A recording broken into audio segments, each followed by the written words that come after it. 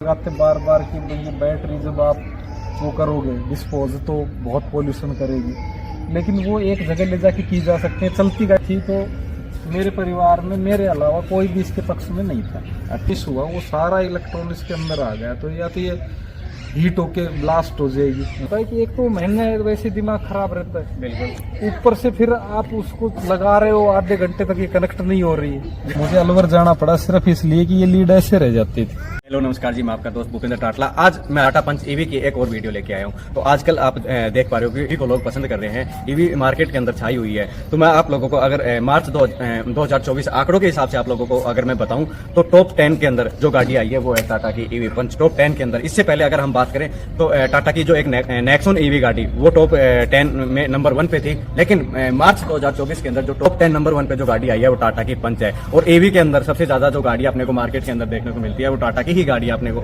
सबसे ज्यादा देखने को मिलती है, क्योंकि पहले अपने पेट्रोल डीजल वाली गाड़ियां सबसे ज्यादा देखने को मिलती थी, उसके बाद धीरे धीरे सीएनजी आई। लेकिन अब जैसे ही अब ईवी मार्केट में आई है, लोग ईवी की तरफ बहुत ज्यादा आकर्षित हो रहे हैं। इसके पीछे क्या रीजन है, और देखते हैं कि मार्च के अंदर इतनी ज्यादा सेलिंग होने के बाद हमारे साथ एक ऐसे ओनर है जिन्होंने टाटा की पंच ईवी को परचेज किया है। तो उनसे पूछते हैं कि वो ईवी की तरफ कैसे आए और उनका इस ईवी के साथ है जो उनका अनुभव है वो कैसा है। तो मैं अब मिलवाता हूँ इसके ओनर से। नमस्कार सर। सर मुबारक हो, आपने टाटा ईवी पंच ली है। तो सर आइए पर आप अपना इंट्रोडक्शन करवा दो। मैं रविंद्र सिंह यादव, प्रिंसिपल आई पब्लिक स्कूल नीमराना। तो सर आप इससे पहले कौन सी गाड़ी ड्राइव करते थे? इससे पहले मेरे पास स्विफ्ट थी, मारुति की स्विफ्ट है। मारुति की स्विफ्ट थी और वेन्यू थी। अच्छा, आपने पहले मारुति की स्विफ्ट कितने टाइम चलाई? मारुति की स्विफ्ट मैंने लगभग 13 ईयर चलाई। 13 ईयर तक आपने मारुति स्विफ्ट चलाई। उसके बाद कौन सी? 2010 मॉडल। वो नई ली थी या सेकंड हैंड? सर वो तो नई ली थी। नहीं ली थी। और उसके स्विफ्ट के बाद फिर आप पंच पे आए? इससे बीच में भी कोई आपने कोई और दूसरी? अच्छा, पहले आपने स्विफ्ट ली, फिर होंडा की वेन्यू ली। वेन्यू आप अभी फिलहाल चला ही रहे हो। अच्छा, फिर आपका पंच की तरफ आने का प्लान कैसे हुआ? दो गाड़ियाँ रखता हूँ मैं हमेशा। अच्छा। पहले स्विफ्ट थी, फिर स्विफ्ट के बाद वेन्यू लाई वो डबल थी जी। उसके बाद अब जो स्विफ्ट दी जी वो स्विफ्ट के जगह पे। तो सर फिर ईवी का प्लान कैसे आया? जैसे आपको ईवी का की तरफ प्लान जाना चाहिए या आपका खुद का प्लान था ईवी लेने का, या फिर किसी ने सजेशन किया ईवी की तरफ जाने का? ऐसा तो नहीं है, ये यूट्यूबर के वीडियो वगैरह देख के ही ऐसा लगा कि सेकंड ओपिनियन में सबसे अच्छी गाड़ी ईवी रहे। अच्छा। क्योंकि यदि फर्स्ट में यदि चाहिए ज़्यादा लंबा जाना है तो एक डीजल की गाड़ी है ही वेन्यू मेरे पास। तो सेकंड कोई इस तरह की लेने आप बेवकूफ़ी थी कि पेट्रोल वगैरह की, तो ईवी ले सकता था, ले लिया। यानी आपने सेकेंडरी गाड़ी आपने ईवी को चुना है। तो सर ये आपने टाटा की ईवी पंच कब परचेज की थी? ये तो अभी फरवरी में ही ली है, फरवरी के अंदर ही। और पहली गाड़ी थी ये यहाँ की। नीमराना, मुंडावर और बहरोड में पहली जो ईवी पंच निकली थी वो रविंद्र जी ने ही निकलवाई थी। तो सर ये आपने रनिंग आउट हुए ही बुक हो गई थी। रेट बाद जब गाड़ी के रेट भी नहीं 3000 पे बुक करवा। अच्छा। तो सर ये आपने कितनों किलोमीटर रनिंग कर लिया अभी तक? मोर देन 3000 होती थी। 3000। तो सर 3000 में ये अपना जो वेरिएंट है कौन सा वेरिएंट है? एडवेंचर। ये कितने में पड़ा था उस टाइम आपको जब आपने? 14,28,000 रुपये का पड़ा। अब तो शायद इसमें डिस्काउंट भी हो गया ना सर? बहुत ज़्यादा डिस्काउंट नहीं है एक्चुअल में। क्या है कि पहले इसके साथ कंपलसरी था वो चार्जर जो था। अच्छा। अब वो चार्जर नहीं है तो 50,000 रुपये कम कर दिए हैं उसके। ओके। पहले भी 3000 में तो ऑप्शनल दिखाया था, लेकिन उन्होंने कंपलसरी दे दिया था। तो सर आप जैसे लोग बोलते हैं कि ये पहाड़ों की भी रानी बोलते हैं इसको, आपने तो उस पर्पज से ली नहीं क्योंकि आपने तो सेकेंडरी रखी है। बाकी गाड़ी क्योंकि इतनी दमदार है, लोग इसको फर्स्ट गाड़ी लेना पसंद करते हैं सेकेंडरी के बजाय। पावरफुल गाड़ी है और रेंज भी इसकी काफी मिलती है। पर रेंज में सर एक सबसे बड़ी शिकायत है कि कंपनी आपके साथ भी होगी, आप भी, मैं वही चीज आपका एक्सपीरियंस साझा करना चाहूंगा। कंपनी इसकी रेंज क्या क्लेम करती है सर? 400 LR में है तो LR में 421 क्लेम करती है। 421 कंपनी क्लेम करती है। और ये एक्चुअल में क्या दे रही है सर? सर एक्चुअल में चलाने के ऊपर है ड्राइवर पे। ये 200 भी देती है, 300 भी देती है और 350 भी देती है। आप क्या निकाल रहे हो सर इससे? मैं आप जो कहो वो ही निकाल दूंगा, कोई दिक्कत नहीं है। क्योंकि जैसे मेरे को जयपुर जाना होता है जी, तो मैं जयपुर आराम से जा सकता हूँ और आराम से वापस आ सकता हूँ विदेशी। अपना जयपुर कितना किलोमीटर पड़ता है? 160 किलोमीटर के आसपास। सिंगल साइड है, तो यानी 160 जाना और 160 आना। हाँ। तो उस टाइम जब आप यहाँ से चले थे आप नीमराना से, तो अपनी बैटरी कितनी परसेंटेज थी? 100%। 100% पे आप गए थे और जाके और वापस आने में तब अपनी बैटरी यानी कि 0 हो गई थी, या बीच रास्ते में कहीं चार्ज करने की जरूरत पड़ी थी, या 6-7% बची हुई थी। यानी आपको बीच रास्ते में कहीं बैटरी चार्ज करने की जरूरत नहीं पड़ी थी? लास्ट के 10 में थोड़ी स्पीड कम कर दी थी, 50-55 मेरे को सर बिलीव नहीं हो रहा, 160 जाना और 160 वापस आना, यानी कि 200 और 320 किलोमीटर यानी गाड़ी चला दिया। आराम से चलती सर, इको मोड में रहती। देख रहे हो, सर ने अभी एक जयपुर का टूर किया था जो नेमिराना से, जो सिंगल साइड शायद 160 के आसपास पड़ता है, और सर ने 160 किलोमीटर जाना और आना, कहीं बीच रास्ते में सिंगल चार्ज नहीं की, कहीं मतलब चार्ज किया ही नहीं, और वापस क्योंकि गए तो गाड़ी की बैटरी 100% थी, और वापस आए तब भी 6% सेविंग बैटरी की बची हुई थी सर, जाके और वापस आ चुके थे। तो सर रेंज तो आपने लेकिन सर उसमें शर्त है, शायद हर बंदा इतनी रेंज नहीं निकाल पाए। नहीं, सब निकाल पाएंगे यदि इको मोड पे चलाएं, बस शर्त ये है। अच्छा, इको मोड पे, इसमें 3 मोड हैं, यदि इको मोड पे चलाएंगे तो कैसा ड्राइवर हो निकालेगी रेंज आराम से 10-5 किलोमीटर का अंतर आ सकता है। स्पीड क्या रहती है सर इको मोड में? आप किस स्पीड पे गए? स्पीड है तो उसमें 70-80 चलना पड़ेगा आपको, ये 200 से ऊपर तो जाएगी नहीं। और सर उस टाइम जब आप गए थे तो एसी ऑन थी या एसी ऑन थी? अच्छा, विद एसी आप जाके आए थे। सर क्या बात है, मेरे को लगता है कि एवरेज सबसे ज्यादा ही आपने निकाली आज तक। बढ़िया है सर। तो सर इससे पहले जैसे पहले आपने बताया कि स्विफ्ट चलाते थे, अब होंडा की वेन्यू भी चला रहे हैं, तो उससे और इस ईवी के अंदर आपको जो सबसे बड़ा बदलाव देखने को मिला, जैसे अगर पावर वाइज भी कर ले, या जैसे आप टीचर लाइन से हो तो पोल्यूशन वाइज भी एक अगर बोले तो पर किलोमीटर पे जो आपका बचत निकल के आ रही है, तो उन फ्यूल वाली गाड़ियों से ईवी आपको किस तरीके से परफेक्ट लगती है? देखो, सारी बचत है यदि आप घर पे चार्ज करते हो। यानी मैंने 2 बार चार्ज करवाई है, तो उसमें तो मुझे कोई खास अंतर लगा नहीं। उस पे क्या खर्च आया था सर आपका? बहुत कॉस्टली है बाहर चार्जिंग। अच्छा, पर यूनिट क्या लेते हैं वो?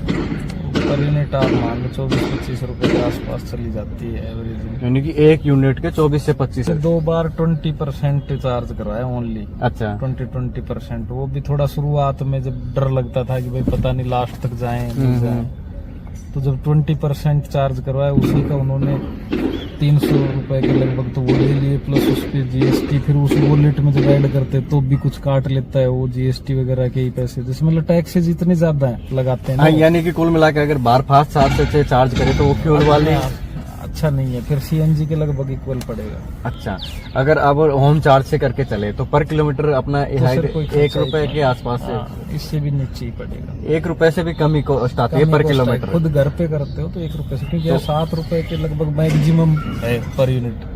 बिल्कुल, हाईएस्ट जो घर की चार्जिंग है ना वो 7 रुपए। और सर मेरे को आप जैसे बता रहे हैं आपके पास 2 गाड़ी है, तो आपको तो इस चीज की कोई टेंशन ही नहीं है, क्योंकि आपके पास तुरंत कोई कहीं जाना है तो आपके पास फ्यूल वाली वेन्यू है ही। बाकी क्योंकि आपको इसको तो इसने भी कहीं ऐसा कुछ क्रिएट नहीं किया है, लेकिन मान ले बाई चांस गाड़ी में कभी बैटरी नहीं है तो आपके पास ऑप्शन है, तो क्योंकि आप तो अब इसको होम चार्जर से 10 घंटे टाइम दे सकते हो, क्योंकि इसमें होम चार्ज लगा के सोते हैं सुबह हो जाता है। वैसे 6-7 दिन में एक बार करता हूँ, मैं तो करता नहीं ज्यादा चार्ज। तो सर अगर इसकी बात करें, अगर एसी की क्वालिटी की जब आप चलते हो, तो जैसे आप वेन्यू चला रहे हो, स्विफ्ट चलाई है आपने, तो उसके और इसमें क्या उस मतलब ज्यादा अंतर नहीं? कौन सा, यानी इसमें उनसे प्लस है या फिर सेम ही अपने को देखने को? वेन्यू ज्यादा लग्जरी गाड़ी, इसमें तो कोई शक नहीं है, लेकिन हाँ ये कम नहीं है। अच्छा, आप कह सकते हो कि बहुत माइनर डिफरेंस है, बहुत ज्यादा फील नहीं होता। अगर अभी फिलहाल के आंकड़े की बात करें तो क्योंकि ईवी की जो पंच है ये प्रॉपर ईवी के प्लेटफॉर्म पे ही तैयार की गई है। इससे पहले अपने जो फर्स्ट टाइम में जब ईवी आई थी तो उनको फ्यूल वाले ही जो प्लेटफॉर्म है उसी पे तैयार किया गया था, तो एक तो इसकी रेंज उसी हिसाब से बढ़ के भी आ गई। और अगर आज की डेट की हम बात करें, जैसे मार्च 2024 की, तो नंबर 1 पे जो गाड़ी बिकी है वो टाटा की पंच ही बिकी है, और सेफ्टी के लिहाज से भी मेरे हिसाब से परफेक्ट है टाटा, क्योंकि जब अपन रोड पे चल रहे हैं तो भाई सेफ्टी एक अपना मेन पर्पज होता है कहीं ना कहीं। देखो, एक्सीडेंटल सेफ्टी तो शायद नॉन कंपेटेबल है इसकी, क्योंकि एक्सीडेंटल केस में तो ये किसी को भी बीट कर देगी, सबसे ज्यादा सेफ गाड़ी है, इसमें कोई शक नहीं है। 5 स्टार रेटिंग के साथ आती है ना? 5 स्टार वगैरह क्या, मैं चलाता हूँ तो मुझे तो रियल पता है कि बहुत सेफ गाड़ी है, क्योंकि चारों डिस्क ब्रेक है, 6 एयर बैग है, छोटी गाड़ियों में कहाँ आते हैं इतने। बिल्कुल सही बात। लेकिन इसमें कुछ कमियां भी हैं साथ में, जैसे बच्चों के लिए बहुत खतरनाक है, इसका जो सेंटर लॉकिंग सिस्टम है वो सही नहीं है। सेंटर लॉकिंग सिस्टम में ये है कि यहाँ से जैसे एक को ओपन किया सारी ओपन हो जाती हैं ऑटोमेटिक, और नहीं चाह रहे तब भी ओपन हो जाएगी उधर। दूसरा इसमें जैसे चाइल्ड लॉक किया तो चाइल्ड लॉक किया तो खिड़कियां पीछे की जैसे बंद नहीं होती, ये बंद नहीं होती। बाहर से तो लॉक हो जाती है लेकिन अंदर से जैसे काम नहीं करेगी ये फ्रंट सीट वाली जो है ना सेंटर लॉकिंग। जैसे बाकी की गाड़ियों में क्या होता है कि ये सीट भी लॉक हो जाती है, ये विंडो भी नहीं ओपन होगी जब तक वेन्यू के है उस तरह वो से। तो देखो इस मामले में तो बहुत लग्जरियस गाड़ी है, वो तो टॉप मॉडल भी है, ये टॉप मॉडल नहीं है तो वो तो निश्चित रूप से थोड़ा फील तो आएगा उसका। बिल्कुल देखो महंगी भी ज्यादा है वो इससे। तो एक तो जैसे अपना ये चाइल्ड लॉक वाला हो गया आप बता रहे थे, और इसके जो माइनस पॉइंट और क्या क्या है? माइनस पॉइंट है ये इनके छोटा बच्ची है मेरे अभी 11 महीने की, तो वो कुछ भी दबा देती है ये। देखो ये भी देखो चीज ने अगर ये मैनुअल होते तो शायद बढ़िया था, क्योंकि प्रैक्टिकल मैनुअल भी ऐसे भी हो लेकिन इनमें कुछ ना कुछ तो लॉक सिस्टम होना चाहिए। जैसे यहाँ एक स्विच हो जाए साइड में या कहीं यहाँ इधर कोई स्विच हो जाए जिससे ये लॉक हो जाए, उसको ऑन करके फिर आप चला सकते। जब बच्चा हो तब आप उसको लॉक कर लो, बड़े बैठे हो तो उसको ऑन रखो। देखो मैं आपको बता दूं, मैंने पहले भी बताया था एक वीडियो में ना, यहाँ पे जो टच वाले जो कंट्रोल दे रखे हैं ये आगे फ्रंट में जब आप बच्चों को बैठा के चलते हो ना तो ये आप लोगों के लिए थोड़ा सा खतरनाक साबित हो सकता है। सर ने भी बताया क्योंकि ये चीज फील की है सर ने, जब बच्चों को आगे बैठा के चलते हैं तो बच्चे क्या होता है कि उनकी हैबिट होती है कि वो इधर उधर छेड़ते रहते हैं, और ये क्योंकि ये टच वाले कंट्रोल है तो ये क्लिक हो जाते हैं तो एक खतरनाक साबित हो सकता है। तो सर और इसके बारे में और कोई माइनस पॉइंट? यूजर फ्रेंडली है, अभी शुरुआत में कम लगती है, 1 महीने तक शायद इश्यू क्रिएट करती है। 1 महीने के बाद तो धीरे धीरे सब चीजें पता लग जाती हैं जी कि कौन सी चीज कहाँ से हैंडल होगी, तो फिर इतना इशू नहीं है। लेकिन फिर भी चाहिए कंपनी को कि एक छोटा सा ट्रेनिंग टाइप यूजर को दें, जब भी गाड़ी सेल करें तो उसे बुलाएं, उसे बताएं घंटे आधे घंटे का कोई बैठा के कि ये चीज़ यहाँ से प्रॉपर मैनर तरीके से होती है, तो उससे थोड़ा फायदा होगा। कई बार मैं बेवकूफ़ बना इसमें शुरुआत में कि जैसे लीड ओपन में समझा नहीं था, सामने का चार्जिंग अच्छा चार्जिंग पॉइंट ओपन करने के लिए ओपन जैसे आप करते हो ना तो उसमें एक वायर सी है, हाँ। वो वायर सी उसके नीचे रह जाती है, वो दिखती भी नहीं है इतनी आसानी से। एक्चुअल में यूजर उस तरीके से सोचता भी नहीं है। सर 1 मिनट ये बात पूरी बाहर चल के पूरी रिपीट करेंगे आराम से। आप क्या बता रहे थे प्रॉपर समस्या? जैसे मैं स्टार्टिंग में जब ली थी ना तब की स्टोरी है ये कि ये मुझे अलवर जाना पड़ा सिर्फ इसलिए कि ये लीड ऐसे रह जाती थी। अच्छा, और उसके बाद ये लोग नहीं हो पाता आप ऐसे करोगे ना, हाँ, तो ये जब आप इस पे डालते हो तो ये ऑटोमेटिक देखो वहीं गई है। अच्छा, ऑटोमेटिक वहीं जाती है। अब चूंकि मैं तो नया था बिल्कुल, तो मैंने इसको जबरदस्ती ऐसे करके लॉक कर दिया।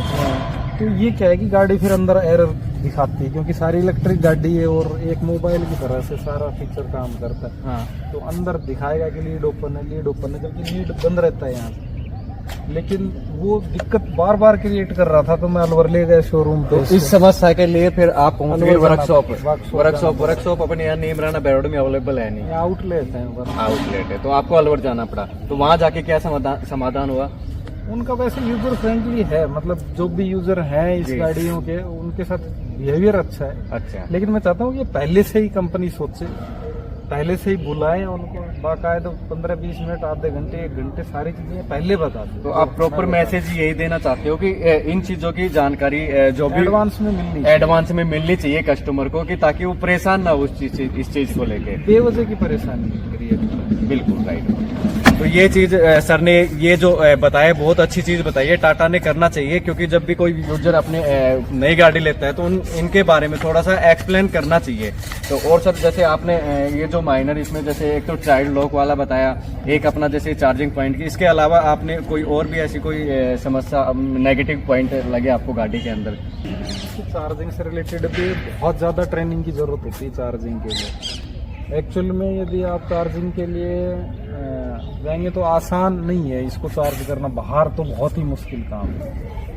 हल्का व्यक्ति यदि आईटी में है, मान लो थोड़ी देर के लिए ज्यादा एक्सपर्ट नहीं है मोबाइल वगैरह चलाने में, कोई बुजुर्ग व्यक्ति है या कोई एज्ड पर्सन भी हो सकता है, कोई लेडीज भी हो सकती है। 1 मिनट, क्योंकि सर इसलिए कह रहे हैं कि सर के पिताजी भी इस गाड़ी को ड्राइव करते हैं और उनको 4 घंटे खड़े रहे। सर ने उस समस्या का समाधान किया है, तो वो लेके चले गए, तो वो चार्जिंग पॉइंट में, तो सर मतलब वो समस्या क्या आती है, लग क्यों नहीं पाता है? एक्चुअली में वो यूजर फ्रेंडली नहीं है।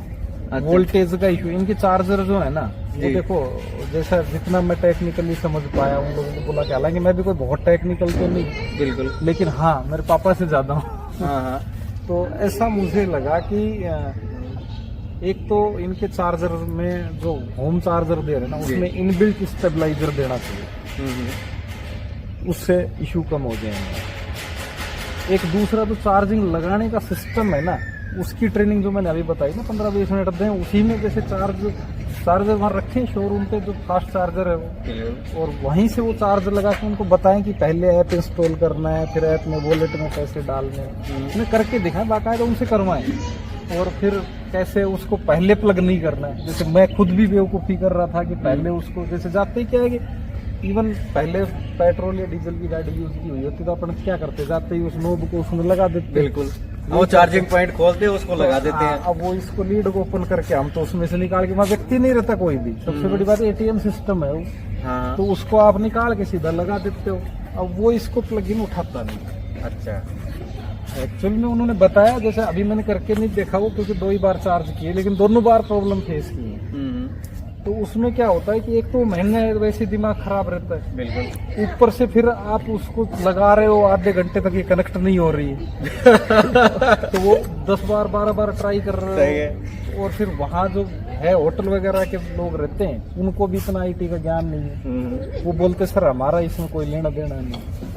तो कई तरह के इश्यूज क्रिएट होते हैं। फिर उसमें इशू क्या आता है कि वो प्लग इन करना ही नहीं चाहिए पहले। जैसे हमने बात की कस्टमर केयर से, फोन पे, या कोई और जिसने चला रहा था उससे, तब जाके सोल्यूशन ये हुआ कि वो प्लग इन पहले नहीं करना चाहिए। पहले आपको पैसे डाल के उसको ऐप को चालू करके बिल्कुल स्कैन करके उसका कोड, और तब वो बोले कि कनेक्ट करना है, तब उसको निकाल के उसमें कनेक्ट करना है। देखो सर टीचर है, बिल्कुल अच्छे से लेसन वाइज समझाया। मेरे को लगता है कि इससे बेस्ट मेरे कोई समझा पाएगा आपको।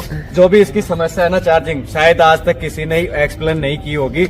आज आप लोगों को सर ने बिल्कुल जो ये समस्या है ना, मैंने आज तक यूट्यूब पे इस प्रकार की समस्या कहीं नहीं देखी। सर ने एक्चुअल गाड़ी चलाया है, प्रॉपर फील किया है, और सर ने इसकी दिक्कत आज आप लोगों को बताई है कि ये जो समस्या है, क्योंकि सर टाटा को देना चाहिए, या तो जो सर जो चार्जर पॉइंट है, ट्रेनिंग फास्ट से है। रिलेटेड ज्यादा प्रॉब्लम। बिल्कुल सर, या तो वहाँ पे उनका एक कोई बंदा होना चाहिए, या फिर जो भी टाटा पंच का जो ओनर है उसको एक प्रॉपर ट्रेनिंग होनी चाहिए। यदि प्रॉपर ट्रेनिंग देंगे तो नहीं जरूरत है वहाँ। एक है ना, इस पे टैक्स वैक्स थोड़े से कम करने चाहिए फास्ट चार्जिंग से। अच्छा। उस पे इतने भयंकर है ना, मतलब 10 रुपए का चार्जिंग होता है और 20 रुपए शायद टैक्स है, या 10 रुपए से ज्यादा ही टैक्स है। मतलब 100% के आसपास पहुंच जाता है, क्योंकि पहले तो उस वॉलेट में टैक्स, बिल्कुल, आप जब पैसा उसमें डालते हो तो ही वो जीएसटी लगा देता है। फिर उस पे दोबारा टैक्स, क्योंकि वो जो लेगा हमसे रिसीव करेगा टाटा या जिस भी कंपनी का चार्जर, वो दोबारा से टैक्स। तो डबल क्यों? आप एक बार दे चुके ना वॉलेट में, जब आपने डाला उसी समय दे चुके आप। तो वो गलत है, वो सिस्टम मेरे को सही नहीं लगा कि इतना महंगा चार्जिंग आपको करना है तो फिर ये चला ही क्यों रहे हो। तो मैं आप लोगों को बता दूं, क्योंकि मैंने पिछली टियागो पे एक वीडियो शूट किया था अभी कुछ दिन पहले, तो उस पे कमेंट आ रखे थे कि सर ये मेरे को बताओ कि जो अपना अर्थिंग वाला जो जुगाड़ है वो कैसे करते हैं, उस पे एक वीडियो लेके आओ। तो मैं प्रॉपर वीडियो तो नहीं, लेकिन इसी में मैं आपको बता देता हूँ, क्योंकि सर ने भी वो अर्थिंग वाला जुगाड़ कर रखा है। तो सर एक बार आप बताना ये प्रॉपर कैसे काम करता है, ये कैसे बनवाया आपने? टेक्निकली ये अपना ये है अर्थिंग के लिए जो आपने कर रखा है। तो इसमें आपने एक तो ये वायर ली बड़ी सी। समझें इसको जी, कि टेक्निकली स्पेसिफिकेशन में जाए ना जी, तो अर्थिंग करते क्यों है अपन, कंपनी भी क्यों देती है कि भाई अर्थिंग प्रॉपर होनी चाहिए। क्योंकि जब कभी आपका जैसे अर्थ और फेस बिल्कुल सर्कुलेशन में चल रहे हैं, तब तो इलेक्ट्रॉन आपके गति करते रहेंगे। बिल्कुल। और वो गति करते रहेंगे तो आपका बिल्कुल प्रॉपर चार्जिंग सिस्टम सब कुछ चलता रहेगा। सही है।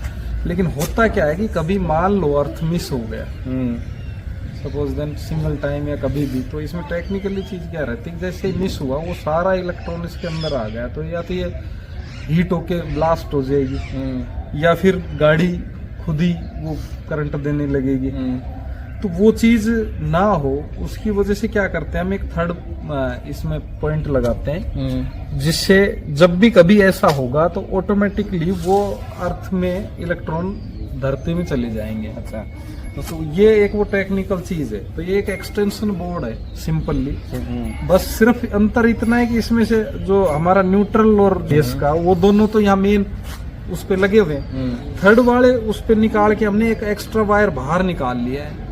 यदि हमें आसानी से कहीं आसपास जहाँ भी हम चार्जिंग लगा रहे हैं, होम चार्जिंग टाइप, जैसे किसी ढाबे पे या होटल पे या कहीं रिलेटिव के यहाँ, तो उसमें कोई यदि अर्थिंग टाइप जैसी चीज़ मिल जाए, कुछ भी, जैसे कोई सरिया लगा हुआ कम से कम 4-5 फीट का, या फिर कोई हेडपम्प हो पास में, लेकिन ये ध्यान रखें कि चार्जिंग के दौरान उस हेडपम्प को कोई यूज ना करे, पता चले उसी दौरान कोई शॉर्ट सर्किट हो गया और वो उस पर टच हो गया। यानी कि लोहे का भी करके देख रखा, वो भी सफिशिएंट है। बाकी काम उस कर चीज जाता के है। लिए हम लेकिन ये है कि इसको टाइटली उसके ज्वाइंट करना है, यदि लूज रह गया तो काम नहीं करेगा। बिल्कुल। और उस पे जंग नहीं लगा तो हुआ उससे होना चाहिए। उससे बेस्ट फिर यही है कि आप एक पीतल की रोड आती है लंबी 1-1.5 कॉपर का फुट लेने की की, वो वजह भी एकमात्र यही होती है टेक्निकली रूप से, कि उस पे जंग नहीं लगता। जंग नहीं लगता है। बाकी कोई वजह नहीं है कि आपको कॉपर की चाहिए। अच्छा अच्छा। एक तो उसका इलेक्ट्रॉन का प्रवाह है ना, वो उसमें ज्यादा रहता है। दूसरा क्या है कि उस पे जंग नहीं लगता है। तो सर जैसे कि लोग बोलते हैं कि आप एक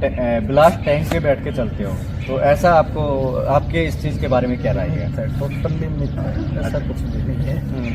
टोटली मिथ है। वो तो क्या है कि कुछ भी आप बोल दो, थोड़ा फर्क पड़ता है, उससे कोई फर्क नहीं पड़ता कि लोग क्या कह रहे हैं। ऐसा कुछ भी नहीं है। ये वैसा ही है। फोन भी तो आप पॉकेट में रखते हो कि नहीं रखते हो? बिल्कुल सही बात फट है। भी रहे हैं। सही है सही है। फट भी रहे हैं, बिल्कुल। लोगों के लग भी रही है, डेथ भी हो रही है, लेकिन उससे वो हमारे गुरुजी कहते थे कि भाई एरोप्लेन एक्सीडेंट होता है, उसके डर से प्लेन उड़ने थोड़ी ना बंद हो जाएंगे। सही बात है।